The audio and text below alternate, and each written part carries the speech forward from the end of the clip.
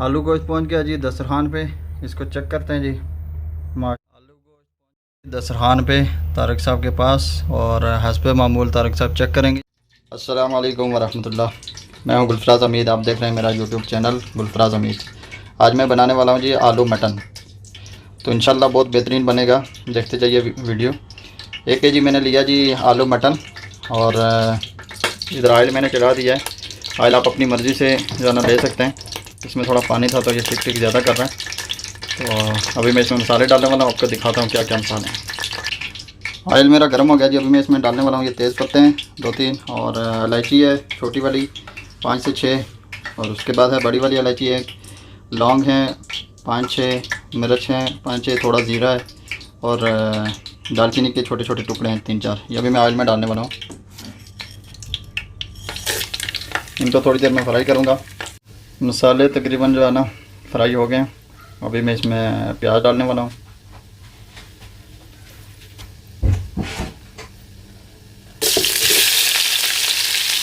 प्याज तकरीबन 3 प्याज हैं मीडियम साइज़ के। प्याज हमारे ब्राउन होने वाले हैं, अभी तक हुए नहीं हैं। इस स्टेज पे मैं इसमें डाल दूँगा जी अदरक लहसुन का पेस्ट 1 टीस्पून है, वो मैं इसमें डाल लेता हूँ, और अच्छे से मैं इसको मिक्स करूँगा जब तक प्याज ब्राउन होता है।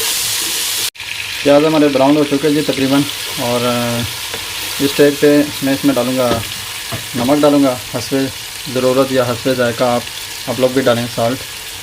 और इसके बाद में मेरे पास हैं जी ग्रीन चिल्ली, हरी मिर्च है 6 से 7, वो भी मैं इसमें डाल दूँगा।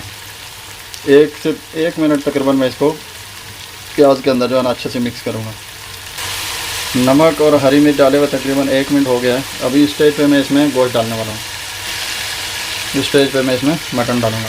इसमें 1 केजी मटन है जी मेरा, और मटन को मैं अच्छे से इसके अंदर मिक्स करूँगा, अच्छे से फ्राई करूँगा, ठीक है। मसाले के अंदर सही से इसको भूनना है ज़बरदस्त तरीके से, जब तक इसका कलर चेंज नहीं हो जाता, ठीक है। इसी से आपका जायका अच्छा बनेगा। जो मसाले आपने खड़े मसाले डालें वो सब इसके अंदर मिक्स होंगे, और मटन का ऐसा टेस्ट आएगा कि आप जो है ना आपको खाते हुए मज़ा आ जाएगा, ऐसा टेस्ट आएगा, ठीक है ना। हरी मिर्च ये लाजमी पहले डालें ये चीज़ें, ताकि आपको जो है ना खाते हुए सही मज़ा आए। तकरीबन आधा मिनट हुआ जी गोश्त डाले पर मैंने इसको अच्छे से मिक्स किया, और जब तक इसका कलर चेंज होगा जी इसको मैं अच्छे से जो है ना इसके अंदर फ्राई करूँगा, ठीक है। देखें जी तकरीबन 7 मिनट हो गए, 5 से 7 मिनट हो गए। तो अभी मज़ीद मैं इसको जो है ना 5 से 7 मिनट और अच्छे से फ्राई कर रहा हूँ, ताकि इसका पानी भी निकल जाए। गोश्त को तकरीबन 5 मिनट मैंने और फ्राई किया है। माशाल्लाह अभी ज़बरदस्त कलर आ रहा है गोश्त का भी। अभी मैं इसमें मसाले डालने वाला हूँ। मसाले हैं जी धनिया पाउडर 1 टीस्पून, और लाल मिर्च है 1 टीस्पून से थोड़ी सी कम है। ये दड़ा मिर्च है बिल्कुल मतलब आधा टीस्पून से भी कम है। हल्दी भी ऐसे ही आधा टीस्पून से कम है। और थोड़ा सा मैंने जो है ना ये डाला है अजवाइन और कलौंजी, बिल्कुल थोड़ी थोड़ी। आपके पास है तो डालें, नहीं तो कोई बात नहीं है। अभी स्टेज में मैं ये डालने वाला हूँ मसाले डाल के इसको मैं अच्छे से जो है ना मिक्स करूँगा, ठीक है। फिर आपको दिखाता हूँ। मसाले डाले हुए कुछ ही सेकंड हुए हैं, और मैं थोड़ा सा इसमें पानी ऐड करूँगा ताकि मसाले जो है ना अच्छे से पक सकें। बस इतना सा पानी जो है ना इसमें ऐड करना है, और फिर से इसको अच्छे से जो है ना हिलाना है और मिक्स करना है। मसाले डाले हुए जी तकरीबन 2 से 3 मिनट हो गए। इस स्टेज पे मैं इसमें टमाटर डालूँगा। 2 टमाटर जो है ना मैंने काटे हैं छोटे छोटे, और टमाटर मैं इसमें डाल दूँगा, और हल्की आंच करके इसको मैं थोड़ा दम लगाऊंगा ताकि टमाटर अच्छे से मिक्स हो जाएं और हल हो सकें। टमाटर डाले हुए तकरीबन 4 से 5 मिनट हो गए। देखते हैं जी इसका क्या सीन है। माशाल्लाह जी खुशबू इतनी ज़बरदस्त आ रही है ना, और टमाटर हमारे बिल्कुल जो है ना गल चुके हैं, मिक्स हो चुके हैं। तो आगे देखते हैं। गोश्त को मैंने चेक किया जी, गोश्त अभी थोड़ा कच्चा है, और दूसरी साइड पर मैंने पानी गर्म किया थोड़ा, वो पानी में इसमें डालने लगा ताकि गोश्त को थोड़ी देर और जाना पकाएं ताकि गोश्त गल जाए अच्छे से, ठीक है।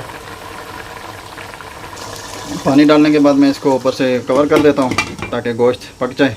मैं इसको फिर चेक करेंगे जी 5 मिनट के बाद। पानी डालने के बाद तकरीबन 5 से 7 मिनट हो गए, और गोश्त को मैं चेक करता हूँ। गोश्त तकरीबन पक ही चुका हमारा, कुछ थोड़ा बहुत फ़र्क है। इस स्टेज पे मैं इसमें ना अभी इसका ऑयल नहीं निकला, ऑयल भी निकलने वाला है। इस स्टेज पे मैं इसमें आलू डाल दूँगा, ठीक है। और जब तक जो गोश्त में फ़र्क है वो भी हो जाएगा और आलू भी पक जाएंगे। ठीक है।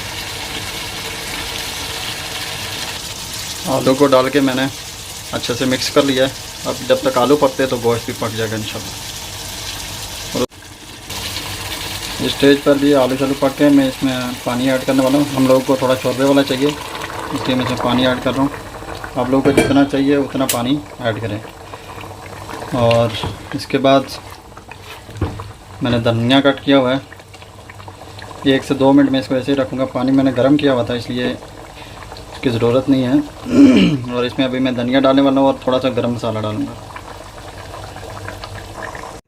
पानी डाले हुए तकरीबन 3 से 4 मिनट हो गए जी। जितना मुझे शोरबा चाहिए था उतना मैंने पानी डाल दिया है। तो देखें जी, मज़ेदार जो है ना आलू गोश्त बन गया कि रेडी है। अभी मैं इसका फ्लेम बंद कर देता हूँ 3 से 4 मिनट के लिए। उसके बाद फिर मिलते हैं जी दस्तरखान पे। बड़ी ज़बरदस्त खुशबू आ रही है, आप लोग भी बनाएं जी। आलू गोश्त पहुँच गया जी दस्तरखान पे, इसको चेक करते हैं जी। आलू गोश्त पहुँच गया जी दस्तरखान पे तारिक साहब के पास। और हस्बे मामूल तारिक साहब चेक करेंगे जी। चेक करो जी तारिक साहब, देखते हैं कैसा है जी, आप लोग को भी बताएँगे। ठीक है, बिस्मिल्लाहिर्रहमानिर्रहीम। देखने में तो माशाल्लाह बहुत ज़बरदस्त नज़र आ रहा है।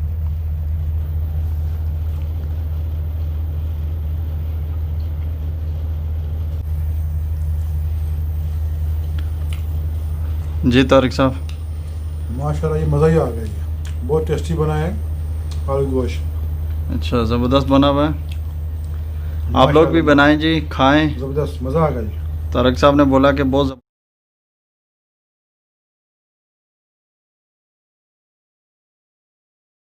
मिलते हैं जी नेक्स्ट वीडियो में। बनाएं और खाएं इंशाल्लाह। तो वीडियो अच्छी लगे तो चैनल को भी सब्सक्राइब कर लें। ओके जी, अल्लाह हाफिज़।